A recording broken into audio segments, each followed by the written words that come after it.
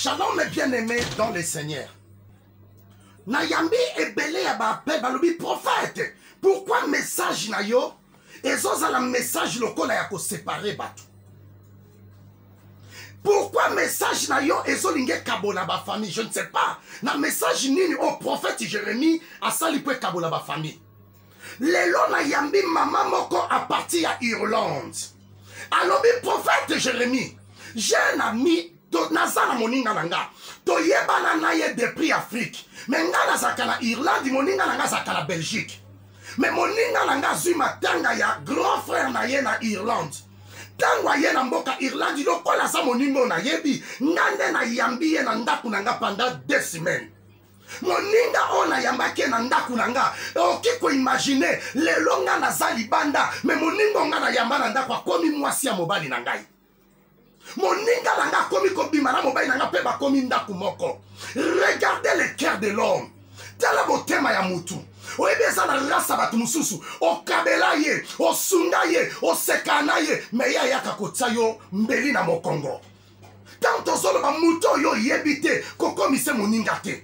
Bien aimé, vous croyez que bolamu na yo oyo zo sala. Tala toza banzambe te. Nanga na yo toza banzambe te, toza batu. Soki nzamba kabola Abraham na Loti eza na batu mususu ifo kabwana bango. Na vie na yo ba Loti baze ebele. Loti alinga recette ya moninga te. Eza batu mususu osekiso na munoko me motema linga kote. Ona linga mutu anda te azaka munoko. Ona mona kayo orgueilleux. Ona mona ki orgueilleuse. Ezalaka bien. Ozala na bato yo baza clair ko vivre na ba hypocrite. Ma sœur, mon frère, ko pesa njela te na vie na yo mutu nyoso sakana yo. Oza esprimo mutu nyoso ki manipule yo te. Ezaka bien tango lingi mutu mutango pa linga yo. Mais yo linga abatu mingi. Osalisa abatu mingi. Mais bafuta koka monnaie de singe. Vana na yo na ndenge na yo. Tala pema na yo. Eze pa batuana te. Pema na yo eze pa batuana te. Ya batuana peze pa na yo te. Ata bokabwanye loko eko chanze. Ezate. Toboyi na biso ba hypocrite. Ose kisa moninga mesena se oli akaye.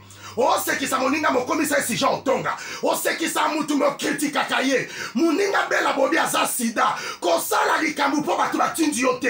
Oye tindi yo sala sala. Me mbulo yo kabwana na ba hypocrite. Tala oya linga kote kabwana ye.